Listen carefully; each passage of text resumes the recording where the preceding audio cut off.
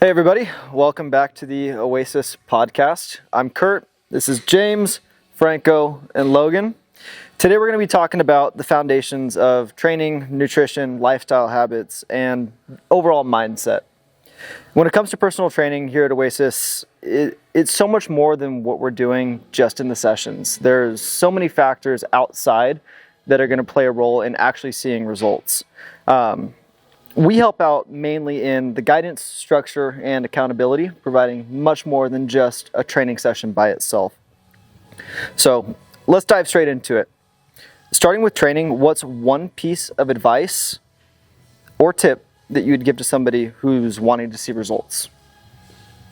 Who's going first? James? I'm going to kick it off. I think the saying I've always liked is control the weight, don't let the weight control you. You see that in the gym so much of people just swinging weight around, using momentum. So it's a form thing, but obviously the time under tension, preventing injury. So that's always like my number one tip when it comes to actual training side is control the weight, don't let the weight control you. So that'd be mine. Logan? I would say one thing that I'm big on is intensity. So always showing up to the gym and giving it your all. Some of the greatest athletes of all time, they've overtrained themselves, but every time they go to the gym, they like really make sure that they gave it their all. So I think that's like one thing is like what James is saying is 100% true. Like focus on your form, make sure you're training smart, but also make sure you're giving it your all, because you don't want to go to the gym and leave there knowing that you could have gave more. So I think that's like what I'm big on is like, hey, let's push it, let's keep on moving. Like, come on, let's go. Last set, let's make it the best one. So. Yeah, I like that. Intensity. Franco? It's a big question. I will try to keep it short. I would say try to apply new movements and different stress every workout, because we are in 2026 and a lot of people, they keep training like in the old school and started fine with that, but there are people that looks amazing but they cannot run 2 miles. So we say never underestimating the athletic aspect and try a different stress to your body. Don't stick always to machines or free weights. Switch. Apply a different stress to your body, pretty much. I like that. That's a good one. I think it's kind of become a buzzword at this point, progressive overload. If you want to really break it down, it can kind of get technical, but in a nutshell, increasing the weight, increasing the intensity, kind of piggybacking off of what Logan was saying. If you're doing the same thing every time you come in. I almost mentioned that. Yeah. Yeah, if you're doing the same thing every time you come into the gym, if you're just, same exercise, same weight, same reps, same general work volume, you're going to plateau. You might see some results early on, but you're not going to continue to see them. As far as the second question, when it comes to nutrition, what's the biggest thing people should focus on or really make sure they get right? So nutrition is kind of like a broad spectrum, and it's really custom to each individual. It's not really, you can't just, it's like, hey, here's the master plan and this serves everyone. But I would say, for the most part, focus on eating more whole foods. So a lot of times we're always eating processed food. I always like to break it down from like this aspect is that we're creatures of earth, so we should eat food that comes from earth. And so processed food is made by man, and it's not always the best for us because it's a complicated process on how that food is made, and there's a lot of ingredients that go into that food that you can't even pronounce. So whenever you're going like grocery shopping, it's always good to like look at the back of like the nutrition label and see what ingredients are in it, and if you can pronounce all those ingredients, then that's something that you should eat. It's when you start eating these foods that have 50 different ingredients and you can't pronounce 40 of them, that's where you're kind of getting yourself in trouble, and it's confusing to the body on how to use it, how to break it down, how to like even just how it's going to give you energy. That's why I'm a big fan of like whole foods. So just make sure you're eating your fruits, your veggies, meat, grains, and trying to keep it very simple. And always I like to have like have balance with it. Doesn't mean you always have to be eating super healthy.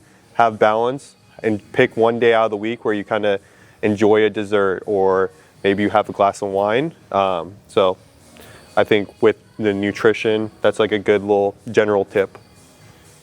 That's good. Thank you. Yeah, I'll kind of bounce off that one. I think we hear it all the time too. It's prioritize your protein. So I feel like most people tend to lack in that area, right? Unless you're being more mindful of it. So I personally like to start my day early with protein, but then I use supplements if needed, and it's called supplements for a reason though. It's to supplement a good diet.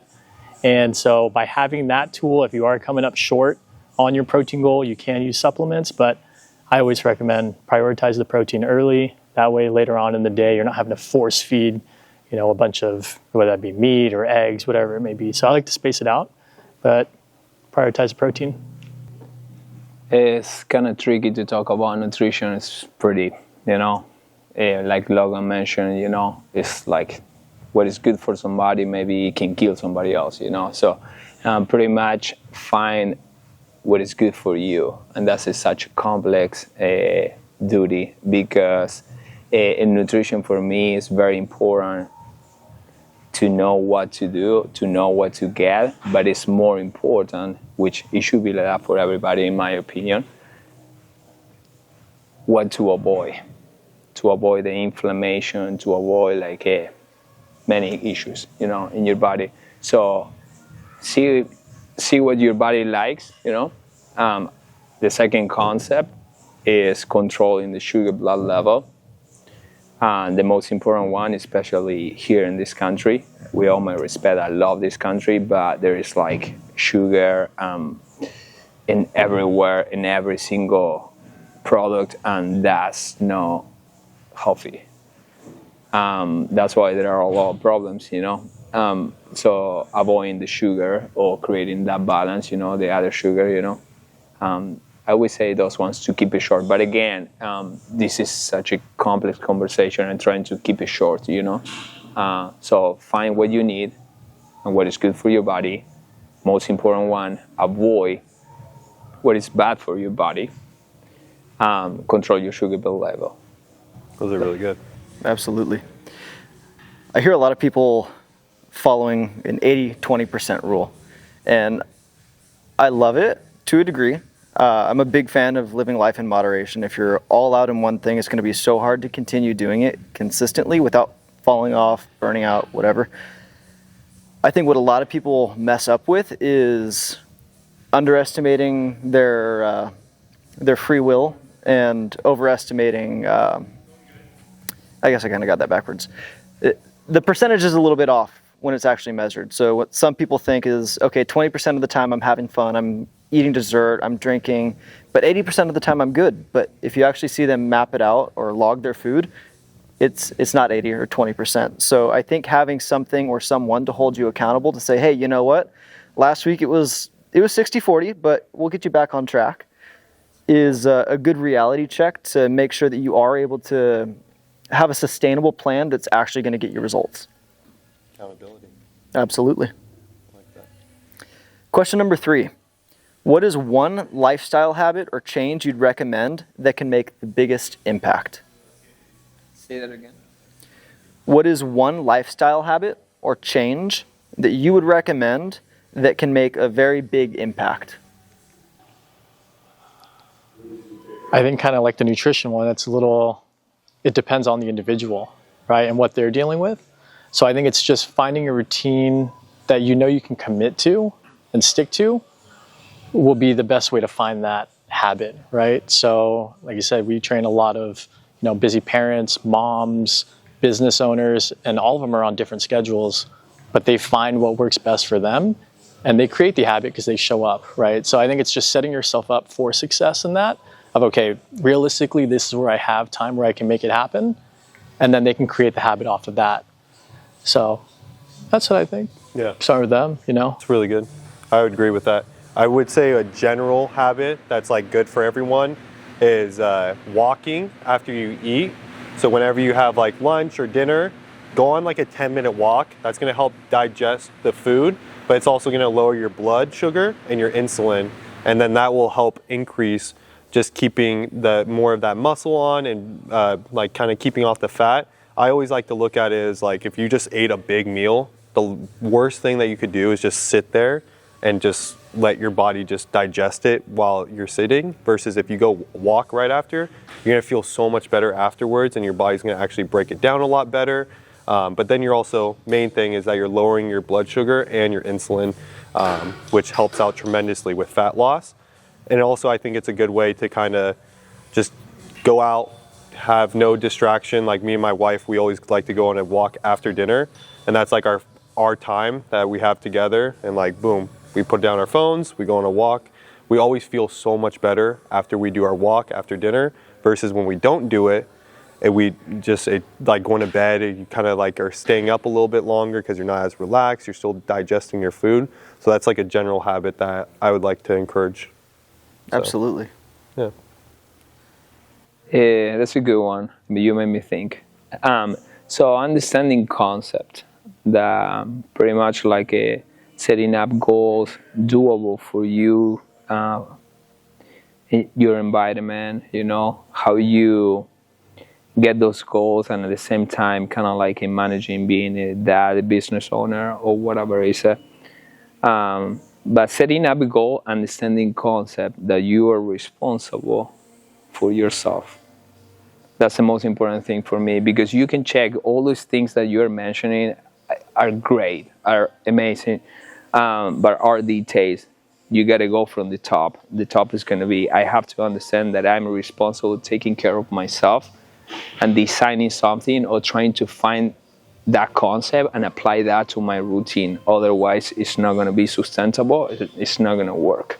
So, and from there, discipline, you know, you create your routine, your habit, discipline. That discipline is going to be everything, like motivation, science, like speech, like everything.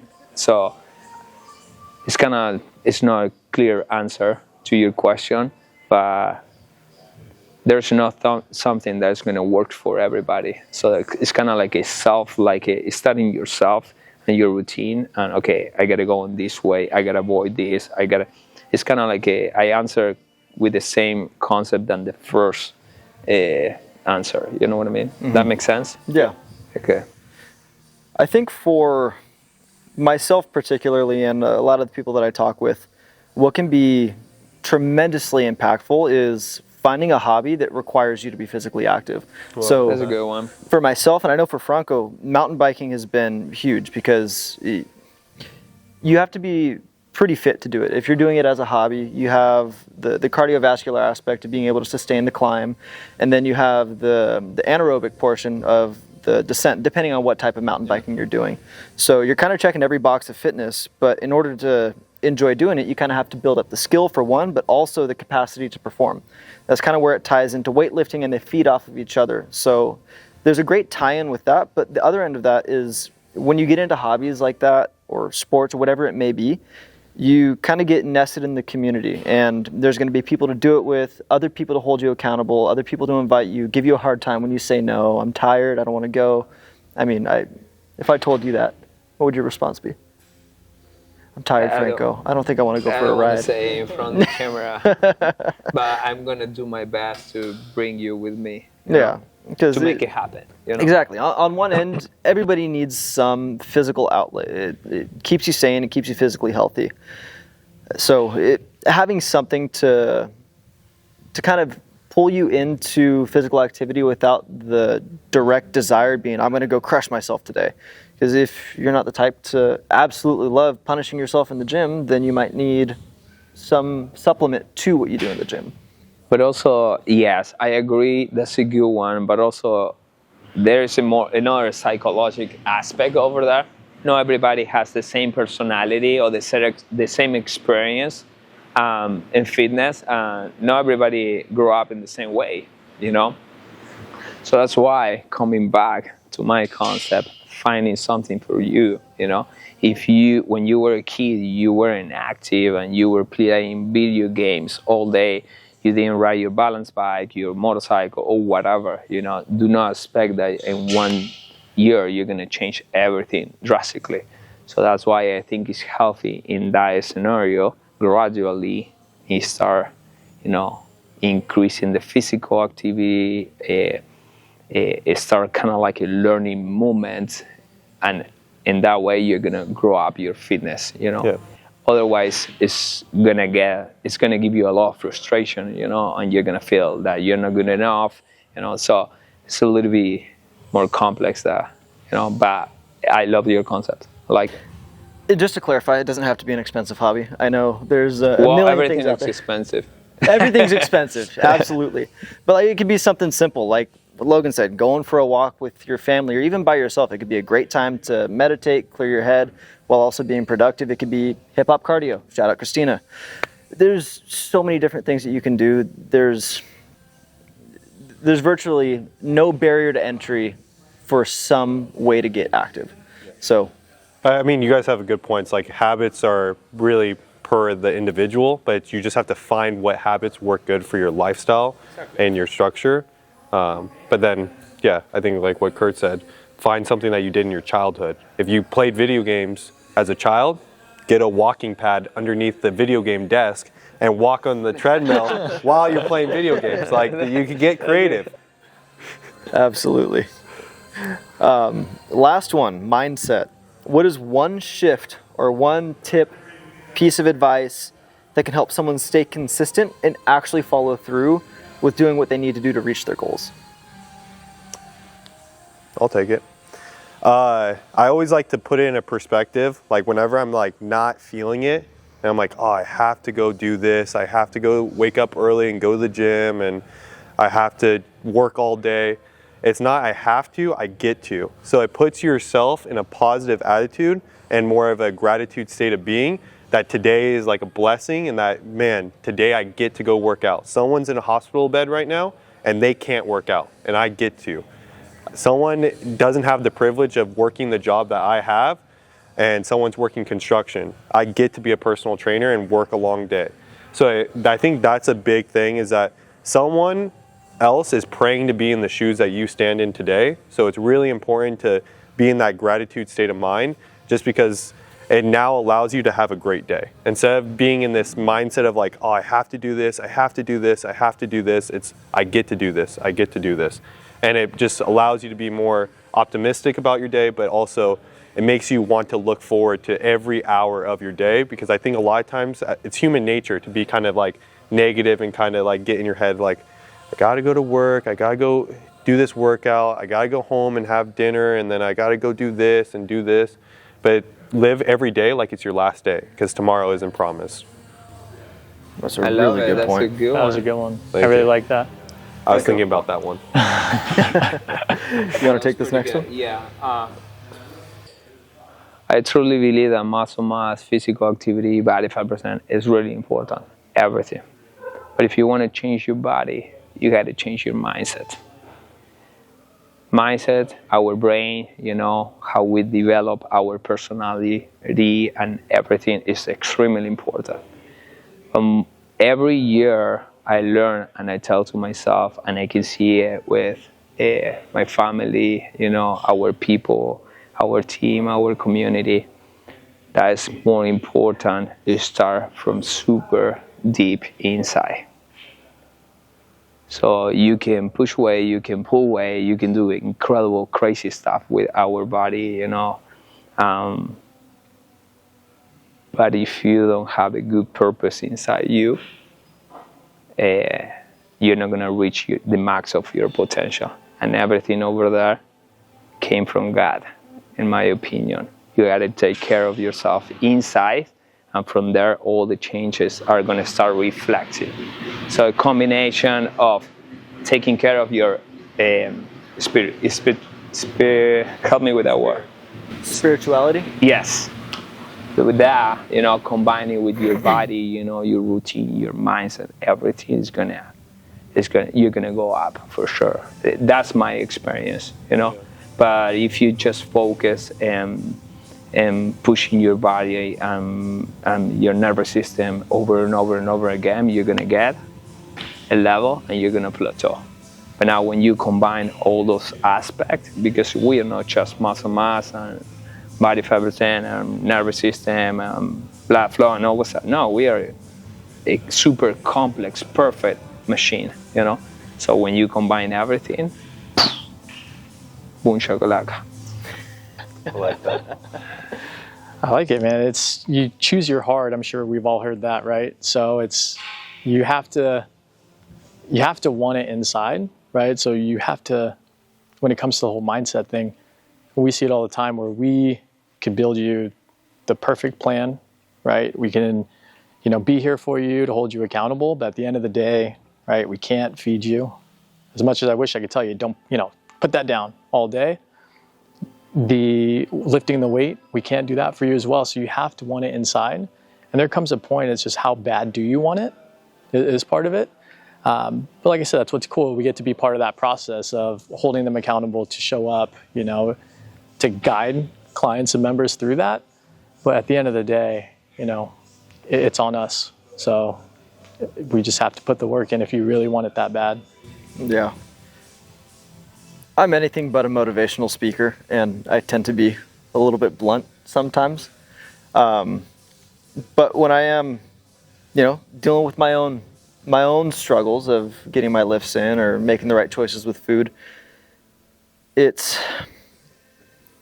I kind of try to make it as much of a challenge as I can. Like, I really don't want to do this today. I have the option. I have to make the decision. Am I going to or am I not? And I try to take a little bit of perspective taking and think, okay, when I've been faced with this in the past, have I felt better or worse after doing the thing that I didn't want to do? 90% of the time, you're going to feel so much more reward, so much more satisfaction, and bump in energy, bump in mood when you actually do the thing that you had to do but didn't want to do it. So it's kind of like what you were saying, James. You choose your hard. Like, would you rather be in that moment when you're faced with that decision? Would you rather your hard being just getting through the workout, just not eating the food or snack, whatever it is that you want to eat? Would you rather be comfortable, or would you rather be happy and proud of yourself for doing the difficult thing? If you back out from that, do you want it? What more can you say? You know what, too? After people finish a workout, let's say if they didn't want to be there to do it, when they're done, they never say like, oh, I wish I didn't do that workout. You know what I mean? Yeah. But if you miss the workout, you're like, I wish I did it, So it's one of those things, like, push yourself to do it. You'll never regret, holding yourself accountable to what you decide to stay dedicated to, which was your program, the nutrition. You'll always feel better after when you do it. I think another important thing is like understanding how the brain works. The brain loves things that are easy to do, that are like, it's at the end of the day is not good for you. The brain hates things that are really hard for you to do but are really good for you. So like exercise, reading, socializing, things that are like natural, but sometimes it can be like really hard to like, all right, I'm gonna go outside and like go and do this. Trust me, the brain wants you to sit on the couch and kind of just watch the movie and be lazy. Like, that satisfies the brain. But once you go ahead and take that initiative to go do something that's hard, you'll get the best feeling afterwards. And that's just really how I think a lot of people's brains work, is that we're addicted to easy things and things that like are just like easy to get done, and it kind of spikes the dopamine. But when you do something that's like a little bit harder to spike the dopamine, something that takes like 20, 30, 60 minutes to do, that's what's really good for your body, for your mind, for your spirit, for everything. And also how the enemy use our brain to create situation of fake expectation. For example, oh no, if I go over there, it's gonna be hard. I'm gonna look bad or whatever. And after that, you do and you realize that our brain sometimes create like a different situation or problems or excuses. Yeah. Once you do it over and over and over again, you repeat, like you create a habit to control the self-control, like I mentioned before, a combination, right? You develop that discipline. It's kind of like an automatic go, you don't have to fight every single time against your brain, so you control yourself. So I think like our brain, sometimes it can be kind of like a tricky, it can be dangerous, and it reflects in fitness, I try to do a little exercise whenever I'm in that situation of trying to find excuses not to do something. If I can identify, okay, you're making excuses, you need to do this. It helps in so many different aspects of life. Like, oh, gotta clean the room, gotta wash dishes, gotta do this. If I'm trying to find a reason not to, should probably do it. Question I always ask myself is like, how am I going to feel after I do it, or how am I going to feel if I don't do it? So if I miss the workout, how am I going to feel? I'm going to probably feel a little guilty, a little shameful, a little lazy, not feel good about myself. But if I go and hit the workout, then I'm going to feel really good about myself. And so that's like kind of like a way to kind of like, all right, like let's go work out. Like I'm going to feel better afterwards. Like I'm not going to feel good right now, but later I will. So definitely. Bonus round. On the topic of supplements, what are some of your guys' favorites? I'll go first. Magnesium glycinate. So there's many types of magnesium. Magnesium glycinate is really beneficial for helping you fall asleep because it calms your central nervous system and also lowers your cortisol right before bed. Normally that's the two big things that kind of spike right before bed is your nervous system and then also your cortisol spike. So magnesium glycinate helps mitigate that, but then it also helps lower your, it calms your muscle mass. So those are the three things that it kind of combats, and it kind of keeps, it lowers it. So it allows you to fall asleep, but then also stay asleep. Magnesium is one supplement that I recommend for sleep, and people always come in like talking about how great they slept. It's probably the one supplement that gets the greatest feedback. There's many supplements that are very, very good, and again, it's per individual what you need, but magnesium glycinate, definitely the best one for sleep. Nice. James. I go for protein, so whether it be protein powder or protein bars, just to supplement. Like I said, I don't use it to hit your protein goal and have 3-4 scoops of protein a day to get there. But, on the busy days, I'll throw a scoop in there to help get my goal. But yeah, protein. Difficult to answer. I wish I can choose two. I did all my career with essential amino acid and creatine. I'm gonna choose. I know that science proved creatine is better and all stuff, but me personally, I prefer like essential amino acid. Those ones for me are like the base of my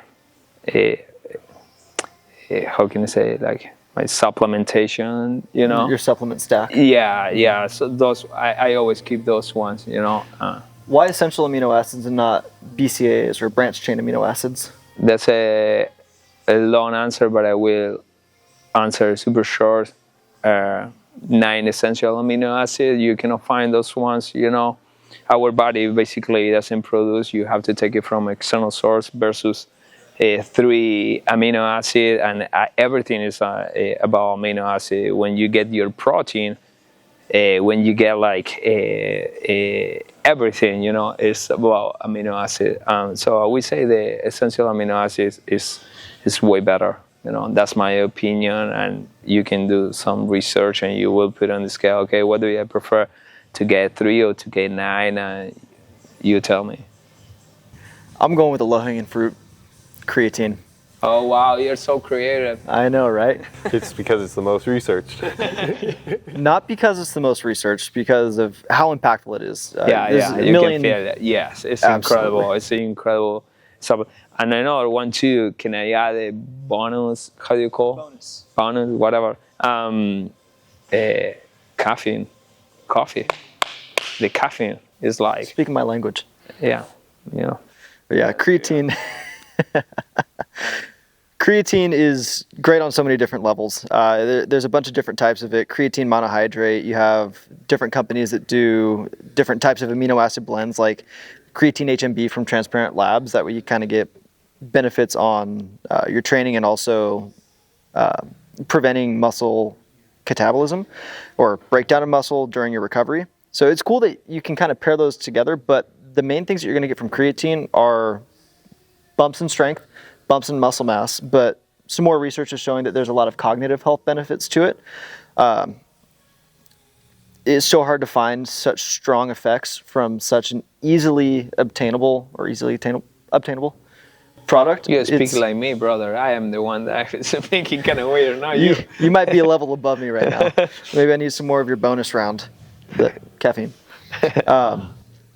It's great. It's safe to take. It's cheap to buy. It's awesome. It's actually a lot of people are like fearful of creatine because they think it's like something weird, but it's actually something that's naturally found in, I think, red meat, right? Mm-hmm. Yeah. So Our body produces like a creatine. It's like it's an amazing supplement. I remember, I think it was 2021. I put in my goal the 500 in deadlift. I never take any. How can I say? Extracurriculars. Yeah, those things are you can see some people are taking. You know what I mean? So I lean on the creatine and the essential amino acid and eating a lot, of course. I hit my goal, and it helped me a lot. The creatine. It's a great supplement. I'm with you, Kurt, and that one too. There's a lot of misconceptions about it. Not to dive too deep on the physiology, but it's like you're saying, it's naturally found in the body. Your body's natural source or first source of energy for weightlifting is going to be the breakdown of ATP. Creatine helps to replenish your stores. So it's not that you're just holding more water weight, that's why you look bigger. You're able to produce energy faster. So you're able to get, over time, more reps, more sets, and more work done. So you're building it naturally and you're building actual muscle mass rather than just storing water. Like you're going to hold on to a little bit more water, but you're actually creating new tissue. In your cell, yeah. Yeah. That just about covers all the questions and topics that we wanted to touch on today. Just to kind of summarize everything, here at Oasis, it goes so much more beyond showing you how to weight lift, walking you through an exercise. It's creating new habits you can carry with you every day. It's shifting your mindset. It's creating actual change and measurable change. Not just, I look better, I feel better. Like, we all use the in-body scanner. You can look at the numbers and body fat, muscle mass, even bone density. But, you're not going to get those without the full-blown structure. And if it's a challenge for you to hold yourself accountable, to structure your own programming, to take care of your own nutrition, we can check all those boxes. We can get your program dialed in for your specific goals and help overcome any sort of hurdles that come along the way. Is there anything you guys wanted to add? Yes. For some people, for some trainers or I would say medium or high level athletes, they are going to be able to understand all these concepts and they are going to agree or maybe disagree. But for those ones that they are beginners, or they are trying to start, with the fitness journey, I highly recommend to find some support and help, because to note all those terms, all those concepts, at least me personally, I study many hours in different places in 3 different countries, investing $1,000. Why? Because when you understand this concept and you know how to apply this concept in different type of bodies or athletes, you can prevent problems and protect the people. That's why for me, knowledge is extremely important. If you're going to hire a trainer, I highly recommend to see the resume, what are the license, certification, experience. Don't hire the trainer just for how it looks like.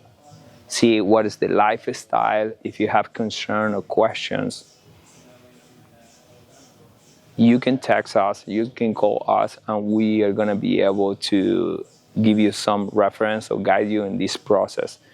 It's kind of confused to hear different concepts, but once you understand, you can have it drastically impacting your life, how you feel, how you sleep, how you take care of the family, the business, and everything. It's the best investment, our body. Yeah. Our body is the best investment, more than anything else. So I highly recommend if you're not if you don't understand this concept very, very clear, I highly recommend to try to learn about it, because it's very, very helpful. Yeah, I think one thing, talking about concept, that makes it really cool being here as a trainer at this gym at Oasis is that we all work together as a team. So today we talked about 4 different topics, but we all kind of had a different take on it or a different approach. And that's what makes it pretty unique. As a client, you're not just getting one coach, you're getting 4 coaches that are collaborating together on your plan on, hey, if you come to me and you have a problem and I don't know how to solve it, I'm gonna go to someone like Franco that has more experience, or Kurt that has more of the textbook knowledge. Everyone, we all have our different specialties and we all have our different like knowledge and experience, but we all bring it together as a team. And that's what makes our like community, our environment here at Oasis like so special. So if you're like someone that's wanting to get involved in the gym and you just feel like you can't find the right coach that's just one person, come to Oasis, because we got 4 people that are ready to help you and ready to like really figure out what's the perfect plan for you, because it's not just a cookie cutter plan, it's custom to you. Super clear. Yeah, I like it. And it's cool too, because our community is so different at the same time. You know, we don't have, for example, just bodybuilders or powerlifters, or, you know, whether that be CrossFit athletes. It's a mix. Yes. You know, so it's what's cool. I feel like it makes everyone feel welcome and comfortable right on that first session. And I feel like everyone's so friendly too in sessions. You know, they'll come up to you, kind of chat in between sets. So it's pretty cool. That's a really good point. The type of people that we work with isn't just one small group, whether that be age range, training discipline, whatever it may be. There's a lot of people that I talk to that kind of have the idea that, oh, I don't know if I'm ready to do personal training. I haven't worked out in years. That's what we're here for. We're here to help you take those baby steps. We're here to make this a safe, welcoming, productive process. That way you're not jumping off the deep end trying to figure it out on your own, or trying to study off of YouTube. So we can help. Yeah, absolutely. I think that was a good podcast. Yeah, absolutely.